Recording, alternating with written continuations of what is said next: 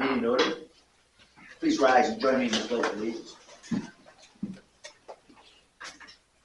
I pledge allegiance to the flag of the United States of America and to the republic for which it stands, one nation, under God, indivisible, with liberty and justice for all.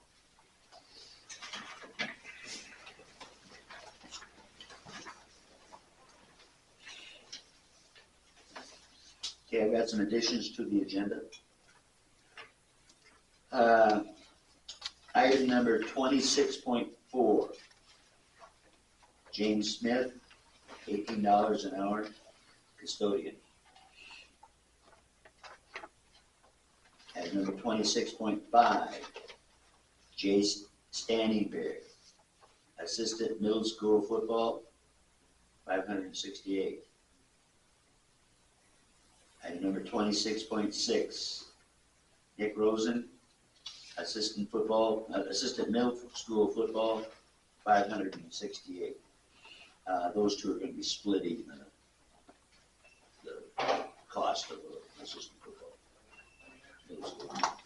And 26.7, Jesse Byerly, $1,296, middle school boys basketball.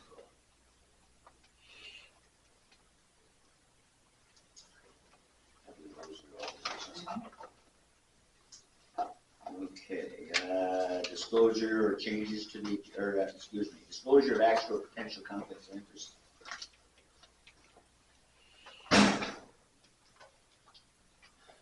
Okay. Communication from the public. I do. Oh, you do? Will you sign that sheet over there? Yeah.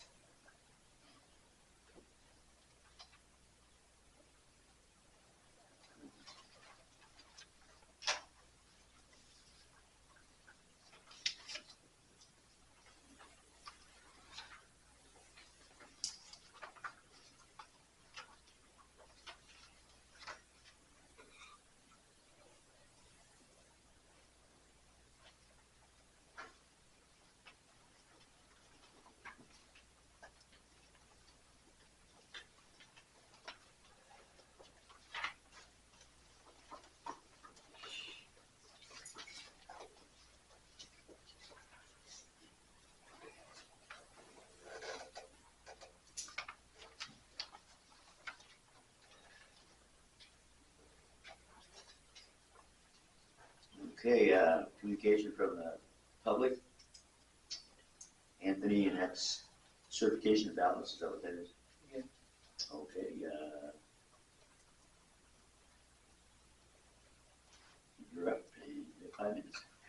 Okay. I see on your agenda tonight that there is, I think, is there going to be an appointment made for a new school board member, if I understand the agenda correctly? I guess this is the thing. As you and I know, we went through this elections past April, correct? For new school board members.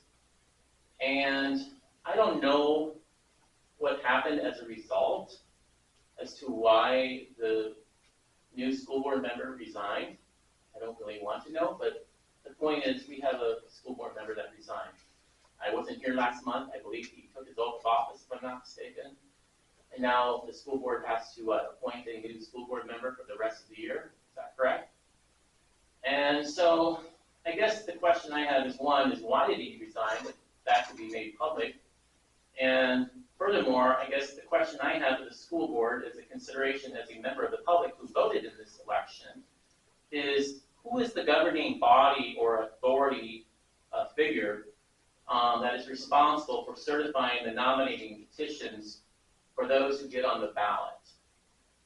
Because if there was an error with regards to whether or not this person, is a member of this school district or not, that should have been vetted at the time when the election, prior to the election being, conducted.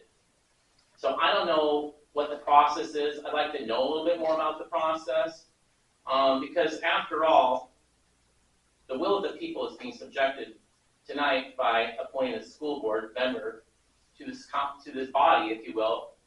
And to me, that's problematic. You know, we just came off of a very divisive school board this past year, as you know, and I'd like to see as much transparency as possible. When we're starting to circumvent the will of the people because this particular board member decided to resign, and now we are having to put a new school board member on there, it gives the appearance that what the people have said in that particular election doesn't matter. And I understand that Mr. Huber here got, third highest votes in that particular election. But my question is, what would the outcome have been had the top vote getter not been on the ballot? What would that have looked like? So I just pose that as a question and food for thought for the school board members as to how is the process of certifying those nominating petitions done? Because I really don't know. Thank you.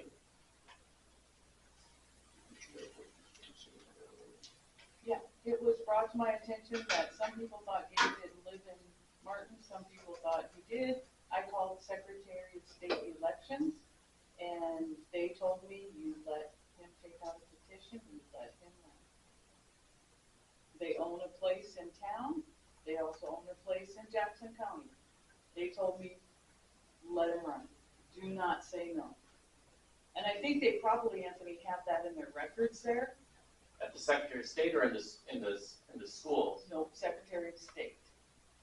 Okay, because it's very clear that the person has to reside in the school district where that person is in order to run for any office, even in my own office that I'm running for.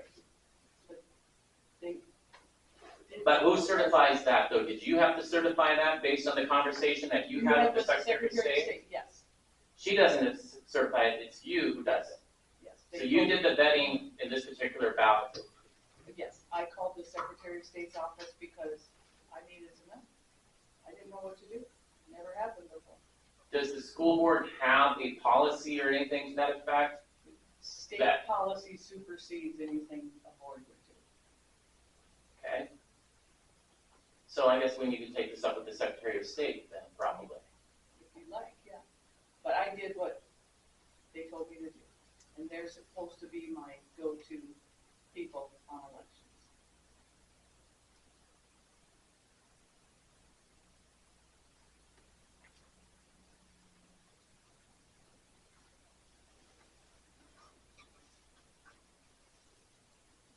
Okay, that's the only one we have. Yep. Item number 20.0, I need a motion to approve the agenda. So, Motion by Kayla, is there a second? Second.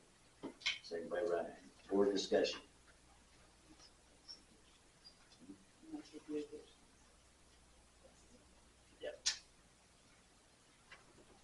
Hearing none, all in favor of the motion signify by saying aye. All opposed, same sign. Motion carried. Motion to approve the consent agenda. So, Motion by Kayla, is there a second? Second. Second by Ryan. Board discussion. Ryan, you went through the bills, any problem there? Nope, everything looked good. Okay. Any further discussion? All in favor of the motion signify by saying aye. All opposed, same sign. Motion carries. Administrative and committee reports.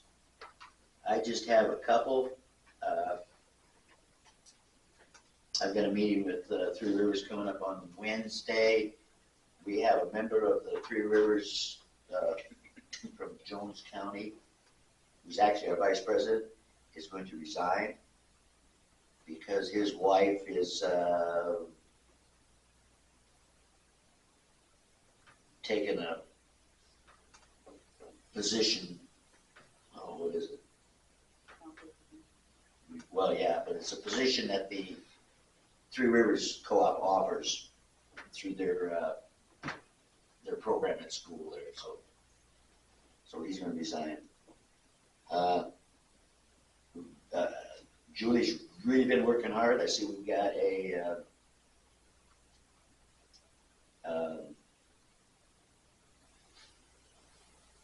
grant that she's working on for Boys and Girls Club through Rapid City. And so, I mean, she's out there knocking on doors and raising money pretty good for the Three Rivers Co-op. The other thing I want to mention is that each month with Joe, I reconcile the bank statements with Joe, and that's an internal control that the auditors really like. And it's been really good. Also, we look at the financials and so on and so forth, but each month it's really nice to see on that computer where that thing shows up 0. Once in a while it'll come up that we'll be a penny short or $1.50 short or whatever, and it drives this lady nuts because she'll work the whole day trying to figure out where that went, and usually it turns out that it was the bank's fault.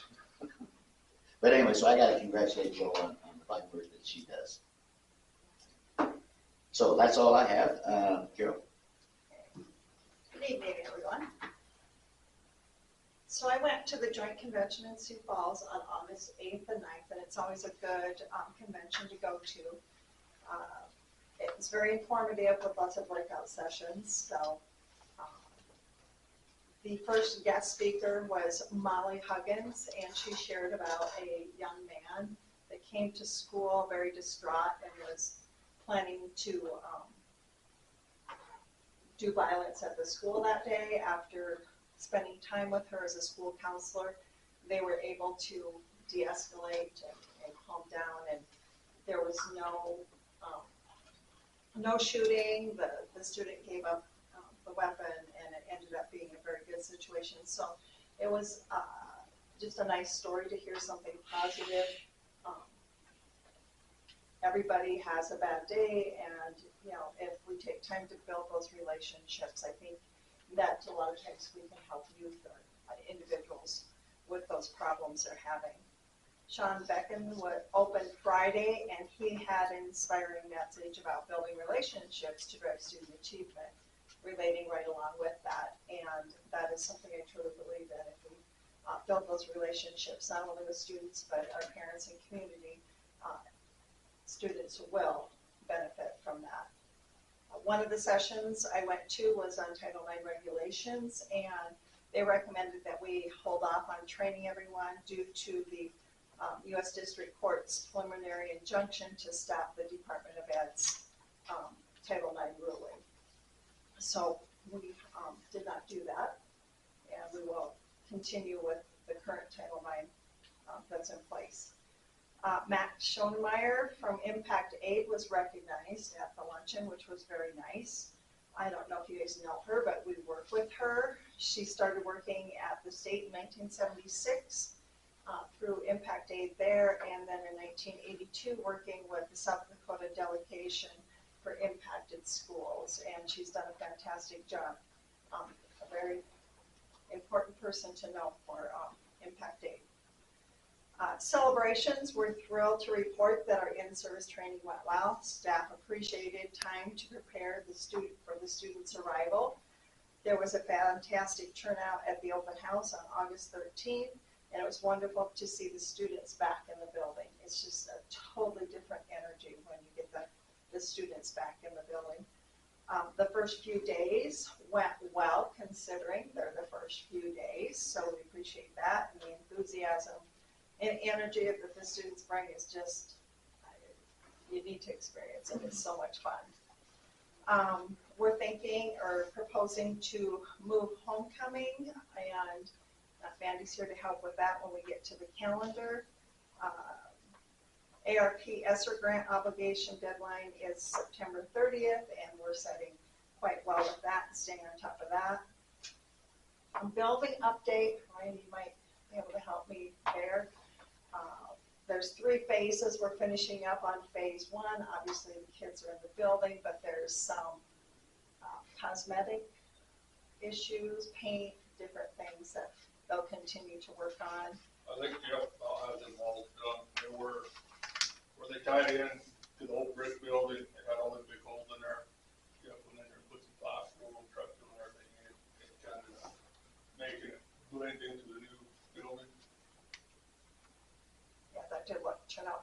I think there was some paint though that peeled when the tape came off, that, again, cosmetic, so. And then phase 2 is, we're talking with, the subcontractor on the grate in the back and the drainage and trying to work on all that. Sometimes it seems overwhelming, but we're just, trying to continue to move forward. Great news today, I got a email from Casey Kurtz that said demolition of the old middle school could be as soon as September 6th. So we've been waiting on that. It was supposed to be done the first week I think I was here, so that is good news. And moving forward with that. Anything else? They're gonna get, I talked to Ken, most of it, Friday, I think, and he said they're gonna get ready to take that slab off the east side of the common area. And re-pour that, to get that drainage to go out of the building, in the building, or run through the doors. Okay. So it sounds like they're gonna get ready to form that up and pour that. It's a lot of work on the east side of the building to be done. So we're trying to get through that. So it's usable for us currently. It's a mess of it. And a little bit of rain makes it a mess back there, so. So we're looking at phase 2, like I said, the drainage, making sure they go to the grates and drain appropriately. That's been kind of an ongoing conversation, and getting people to come and visit the site and help make those decisions. So we're going to continue to work on that.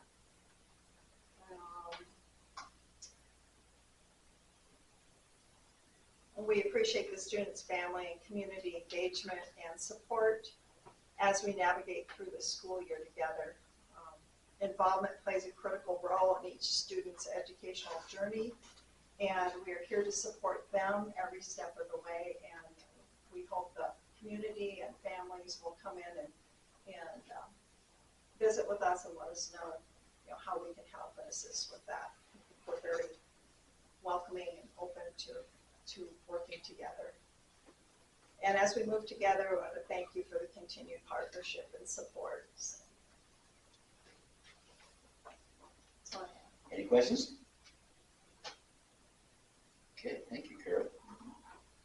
Carrie? So back to school night was very well attended for the high school. We had 46 students and 48 parents that signed in. And many of those families stayed for freshman family orientation and the supper that evening. Staff has moved back into the rooms, as Carol mentioned, from the remodeling, and there's still some organizing to be done, but there's a lot of excitement about the upgrades that have been done to the building. And I'll mimic also what Carol said. It was really great to see the students back in the building this week, and we started off the week with an assembly, a welcome assembly, and a pep rally the very first day of school. And then we had shortened classes run, which threw a couple of them off because the next day they thought we were still on that schedule. So we got them in the right classes at the right time. So it's been a great start. Questions? Thank you, Carrie. Okay. I just put in my report about kind of looking at our student attendance and how well it was, attended. Of course, Wednesday we had quite a few kids here. I would say the ones that weren't here are ones that are probably had transferred, so that had changed a little bit with our numbers by the next day. And then with rodeo finals, we had quite a few students that were gone on Thursday, but attendance has been pretty good. Today was great too. So I just wanted to emphasize what we're doing with our students and their warrior hours. We split that class into half-hour classes. The first one is from 8 to 8:30, and then the other is from 1:30 to 2. And the emphasis of those is kind of back to what we were talking about, or what Carol was talking about with building relationships. Those students have that same teacher every day for those 2 times, and we work on wellness activities, getting ready for the day, different building relationships in that first part of the day. And the second half is more dedicated to their missing work and making sure that they get all of that. But that relationship building is really important, and so that's what we focus on for that hour. Our STAR testing started today, and that's just getting that beginning of the year benchmark for our kids, kind of knowing where they're at and where we can take it from there. And then I also attended the joint convention. And two of the sessions that really stood out, of course, is the AI. It was how to teach your teachers to use AI, and that was a very good one to go to. And then I also went to KSB presented on social media and what apps kids are using, and gave just some information on, for example, if a kid uses, if something happens on the weekend on social media, are you required to take care of it at school or not, and kind of, some of those different, just some discussions on those different things. So that was really interesting conversation. So that is all I have. Questions? Thank you, Michaela. Melissa? Student enrollment was 209 students as of Thursday.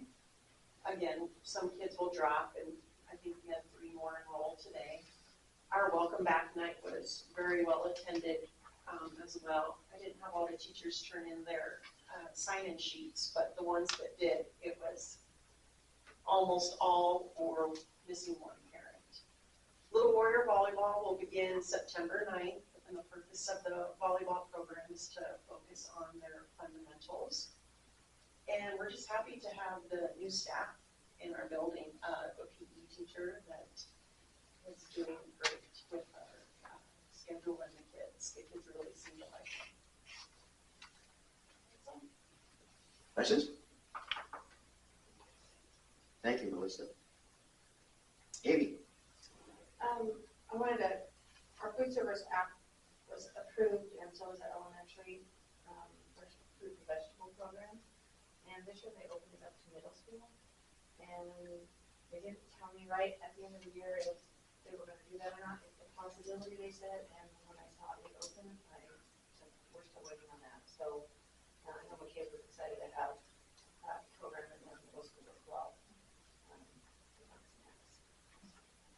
Kids just like snacks. Our PD this year is mainly focused on building relationships with each other. That's what the DISC assessment is. It's learning their personality type. So all staff are taking that, and I'm kind of excited. I kind of looked at the results, and there's a couple surprising. We did it with the family engagement project, just with that team, and it was really cool because you get to see what your strengths are and what your weaknesses are. And I think it's important to know your strengths because you can build on them, but you can also build on your weaknesses and how to deal with people, their personality types. So we thought it was really good to do that with our staff because sometimes we forget that piece is important too. And then we're going to continue with our family chats this year, which I'm excited to work with the Family Engagement Center. They do a phenomenal job, and they give us some pretty awesome data with our families and our students. So, and we're just finishing up the calendar, waiting on a few more things to finalize it and make sure our dates are in there and get that information out to the parents. Any questions? Thank you, Amy. Joe? Okay. Item number 23.0, I need a motion to accept the resignation of Gabe Grover, school board member, effective immediately. So moved. Motion by Ryan, do I have a second? Second. Second by Caleb. Board discussion. Hearing none, all in favor of the motion, signify by saying aye. All opposed, same sign. Motion carried. Item number 24.0. I need a motion to appoint Scott Huber as a Bennett County School Board member until the next school board election in April 2025. Motion by Caleb. Second. I've got some discussion on that, Mike. I don't got nothing personal with Scott. Wait. I need a second on the motion before we go to discussion.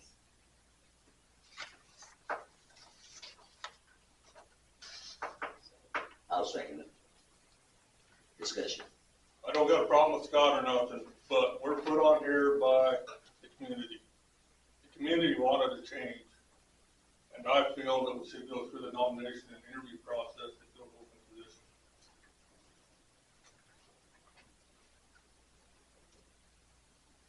Any further discussion? I guess not opposed, I'm just,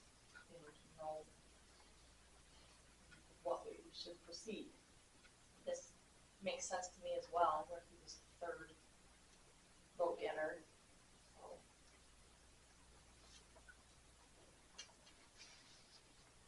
Any further discussion?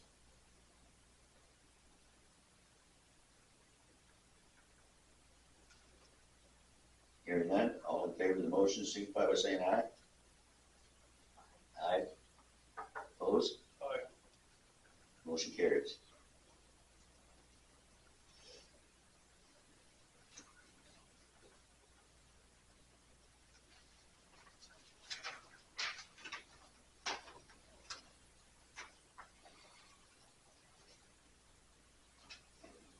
Yeah. I went right here.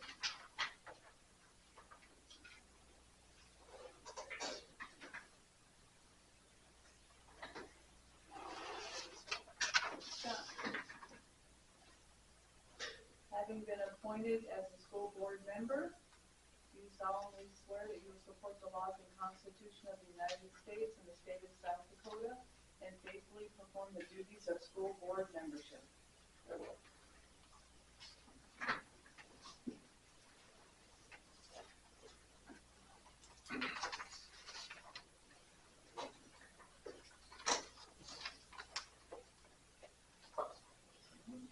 We just need you to sign right there.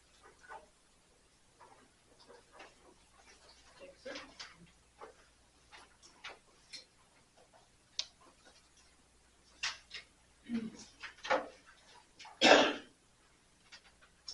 Item number 25.0, motion to approve of open enrollment student for the 2024-2025 school year. So moved. Motion by Ryan, do I have a second? Second by Caleb. Board discussion. Hearing none, all in favor of the motion, signify by saying aye. Aye. All opposed, same sign. Motion carries.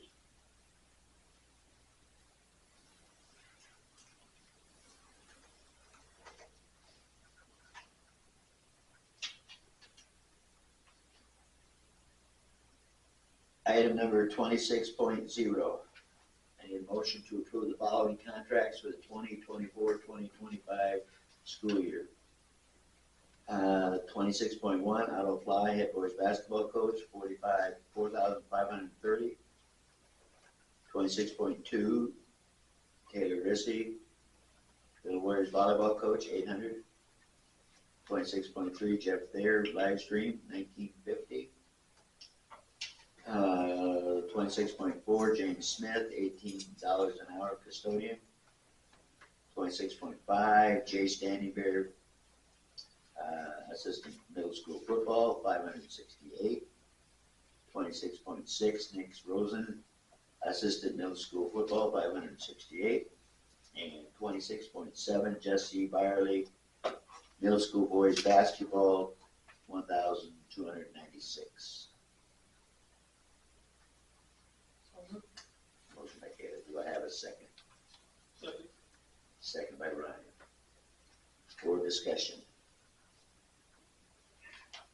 Hearing none, all in favor of the motion, signify by saying aye. Aye.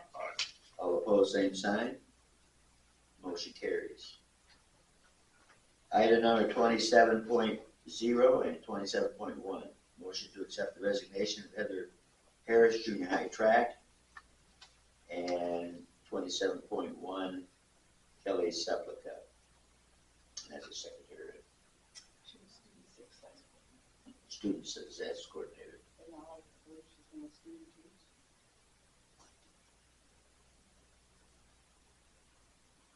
Do I have a motion? So moved. Motion by Scott. Do I have a second? Second. Second by Caleb. Board discussion. Hearing none, all in favor of the motion, signify by saying aye. Aye. All opposed, same sign. Motion carries. Motion to approve the following surplus. One laptop, old and broken, Martin Grade School. One laptop, old, Bennett High School. 31 Chromebooks, outdated, the middle school.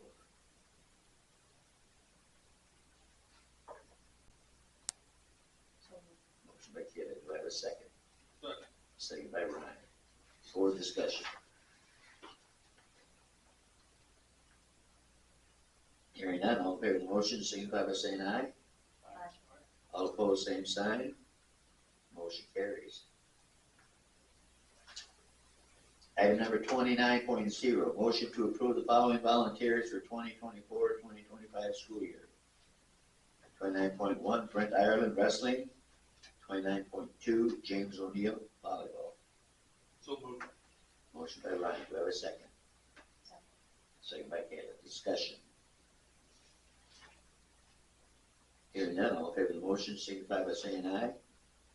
Aye. All opposed, same sign. Motion carries. Item number 30.0. Motion to amend the policy for junior high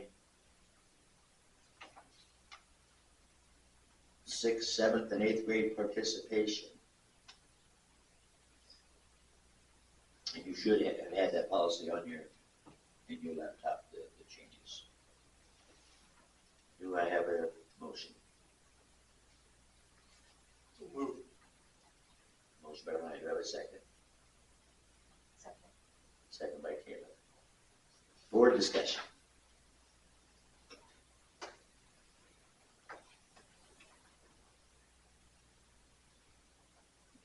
Policy changes.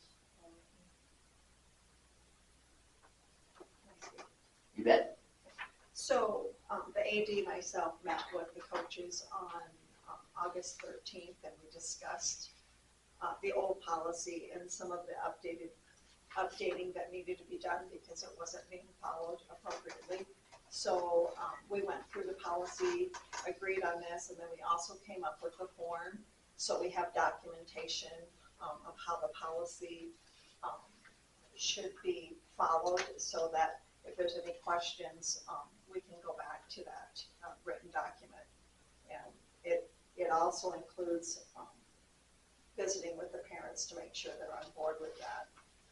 So the sequence would be, the coach makes the recommendation to the AD with rationale, why they feel the athlete should move up, or the student in the extracurricular activity, and then the athletic director agrees or disagrees.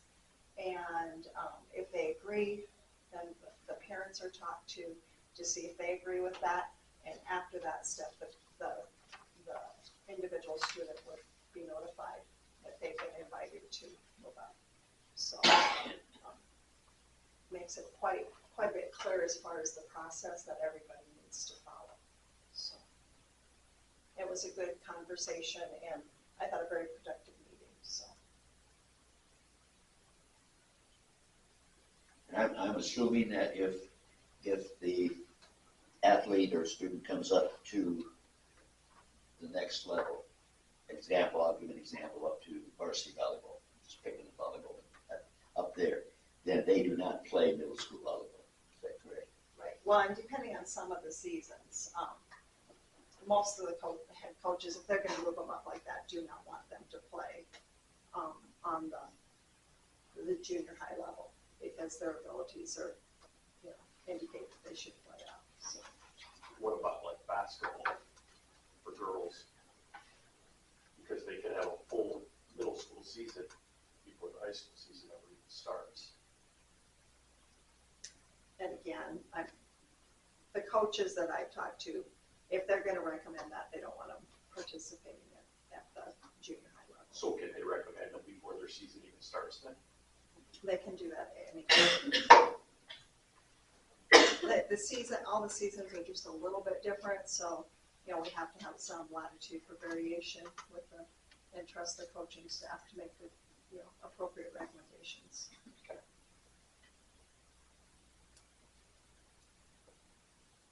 Any further discussion? Hearing none, all in favor of the motion signify by saying aye. Aye. All opposed, same sign. Motion carries. Item number 31.0, discussion on KSB School Law Board Policy Book. You should have had a document in your folder with KSB. it goes through the costs, it goes through what they have and so on and so forth. The idea that I brought this up because we've gotten something from KSB. If you'll look at our board policy book, it is humongous. And KSB, who is basically deals with school law, they have consolidated a lot of things and made some things that are pretty much simpler, and when they're done with it or looking at it, it's going to be a whole lot, not quite as thick, I guess is what you'd call it. Although, I mean, they've got to have policies in there that are state law. There's no doubt about that. We have to have that, and also working with them, any specific policies that are germane to our district, we can put those in there. I mean, they're not opposed to that. I mean, they'll work with us that way. And it's something that the policy committee can look at and so on and so forth and whatnot. They'll do updates as you read through that. Any questions, any thoughts? What are we thinking about here? What's the timeline for it? Is it something that would slowly integrate, or would it take effect next year, or next, That would be up to the board or what they want to do. I wanted to get this on early, talking with Joe, because we do go through associated school boards with some of their stuff, and if we do make a change, I want to get started now. That doesn't mean we're going to change anything. Just something that we can look at. Someone start reviewing it. Right. As opposed to maybe waiting until next June and then all of a sudden we jump into something that we don't want to. So I guess it's a matter of, do we want to go ahead and continue with this or just keep what we have and go from there? So I'm in favor of doing it. looking at what they have and then because I'm assuming what they'll do then is give us the generic, what everybody has to have, and we'll look at that and then we'll meet with them and they'll do it by video or Zoom or phone or whatever, and then add what we need, what we want to have in there.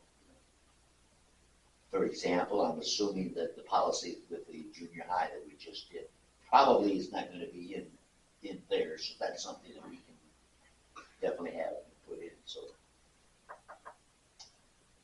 I guess the next step is, what's the board think? We go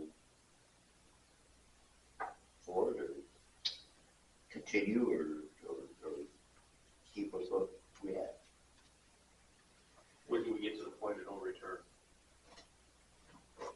I can call the KSB and find out a couple of questions and then put it on as an agenda item next month.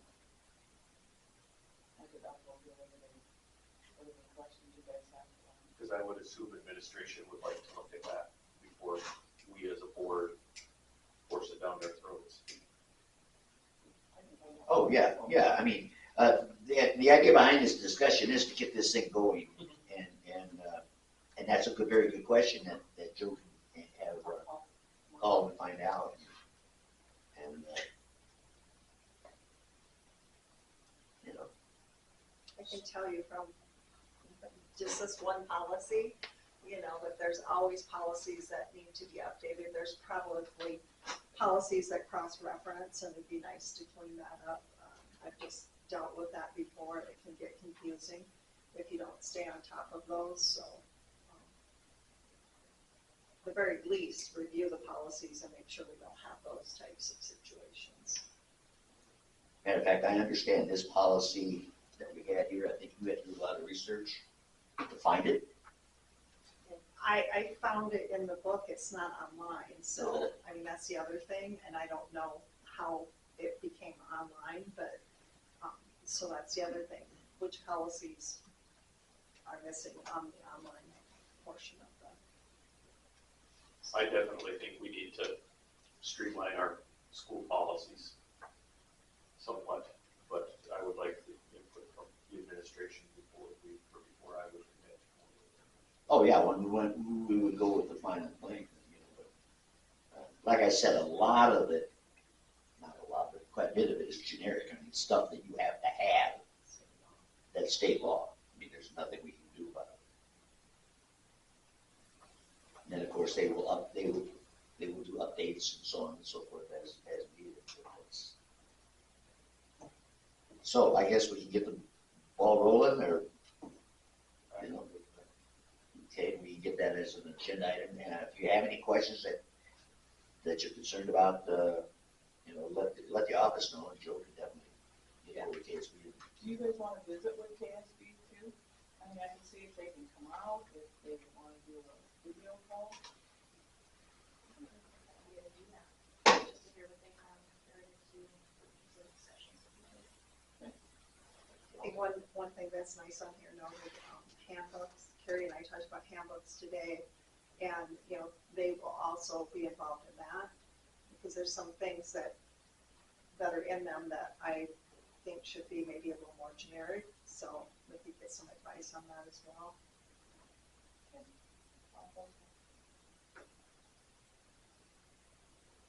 Okay. Go for it. I'll tell you, All right. You got a job to do. Yep, Anything I don't want to do, I wouldn't do.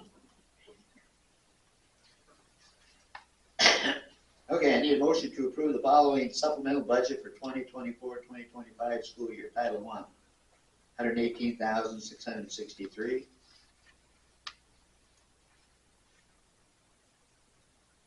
Read. Is that what it is? Read. Yep.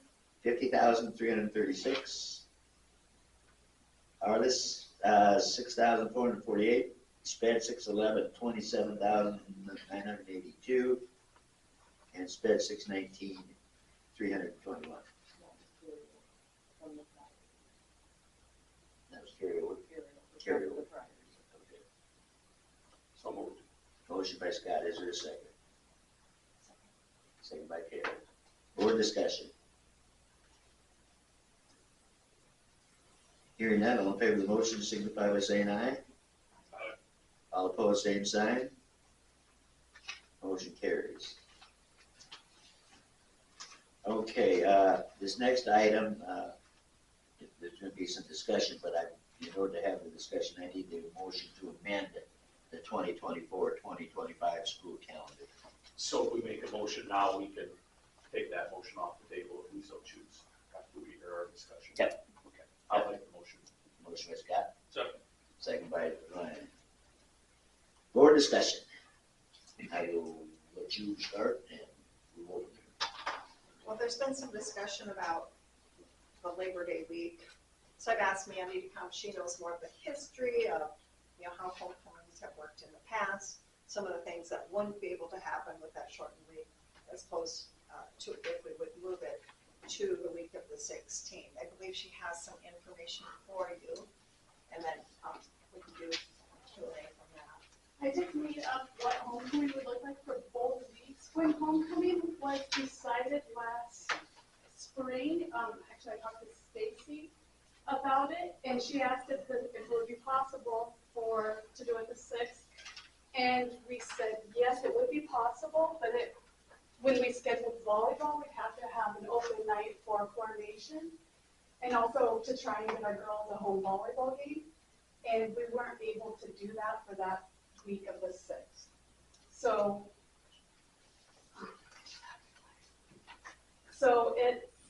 if we went with the one that for September 6th, some concerns, the color run that we started a few years ago on the Sunday would have to be moved maybe that following Saturday, and we don't think we'd have participation after the football game. There would be nothing on that Monday because of Labor Day. And then there's an away volleyball game on Tuesday and Thursday, So we don't really have a night for coordination. There's also cross-country on that Tuesday. And then if we looked at the next week, or the week of the 15th, we would have it the same schedule we've had the past few years with the color run on Sunday. We'd have coordination and pancakes supper on Monday. There is a conflict with cross-country and Wagner and some middle school sports, but those have also been done in the past. We've had coordination on the same night as middle school sports. And then we do have 3 home volleyball games that week, and they'd be able to move their dance or whatever activity they choose to have after the football game instead of doing it on that Friday night after the football game. The kids talked about doing it after the home volleyball game on the Saturday. The one other conflict that could potentially be a conflict is there's a home middle school football game on Friday at homecoming that starts at 4:30. Punt, pass, and kick usually takes place at the field right after the parade. That could, we could say, it needed to be done by a certain time or just move it to the practice field.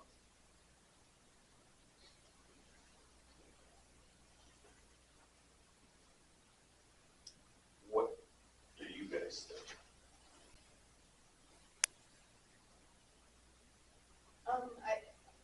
I think that, I like the idea of the home volleyball game and stuff for homecoming week. Just the concern from the middle school perspective of changing the calendar again does make it difficult for staff if we change that calendar again to have school on that Friday. Just because their calendar was already, and we knew, last spring when we didn't have that many games and everything to choose from, that was about it. But calendar should be checked. That makes it tough. Because the High School Activity Association sets our football schedule. Yeah. And on our original one, we had 3 games home. First game of the season, the last game of the season, and then the one we picked for homecoming. That's all we had for options. So we took the best of the 3, but then with White River dropping and going to the All Nations, they completely redid the schedule. So now we play Kadoka twice, and we also have 4 home games, which is nice, but it kind of made this kind of yucky too. Yeah, it is a difficult position and situation. Not having, with the current schedule, not having volleyball there for coordination could potentially mean that we have girls not going to volleyball games. Or, it's a really tough situation. I understand exactly where Michaela's coming from with staff and making, maybe already having arrangements for things. It's a tough situation because I also see the position for, what our students, what would work best for our students, for the student body. So, yeah. I think it makes a big difference on what the high school perspective of it is compared to middle school and elementary. I can speak from a long time ago when I was an elementary teacher, there was one year that we did not have school on that Friday, and we had a great turnout in the elementary for our floats. But I don't know how the high school did because, even if they couldn't be there, they showed up. We had a really good turnout, but we haven't ever done that again on having school or not having school. And so I can't speak to how well we have the turnout if we didn't have school. I don't know, it might be a tough sell. I know at the grade school, if we didn't do the games, the games probably won't affect our grade school kids because they're not in any sports. Teachers have talked about not having those kids come on Friday of homecoming, but the kids do a lot of decorating and getting ready. And I really feel like a lot of kids wouldn't show up to ride the floats if we didn't have school on that Friday. And there's the question of if you're saying no school on Friday, if we have school on the 6th, and no school on Friday at homecoming, and that's another staff day. And that would really screw things up. Because the amended calendar, there's school on the 20th, not on the 6th. Yeah, so it's just a whole, kind of mess.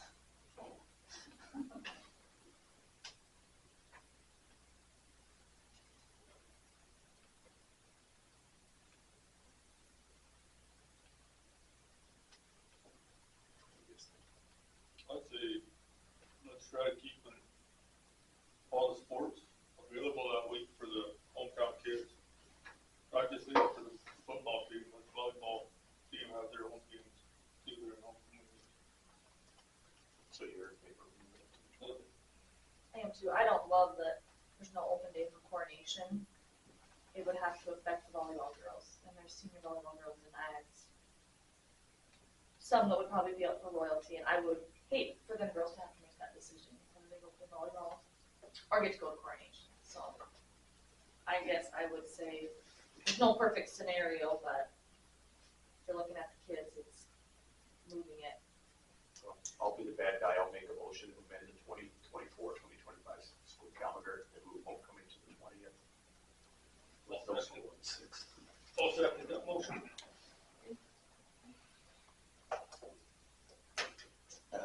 Discussion, so we are, the calendar change would be, With the 6th to the 20th is the only word.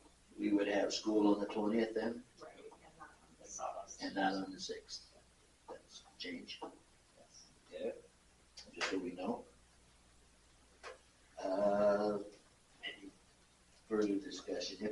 So that would be the homecoming week then, right? And the only conflict that you probably had, we're talking about coronation, you probably have a little run-in trouble with that cross-country meet. It kind of probably would depend on their order that they run, because our cross-country kids do, our varsity ones would hopefully run early. And hopefully it's a morning one, then it ain't gonna matter. Yeah. If they run it like 10 o'clock in the morning or 9 o'clock in the morning central time. And I think your one senior will make the right decision. And that's something that you can hold the AD to find out what time that actually is going to run. Well, on the calendar, it said all day.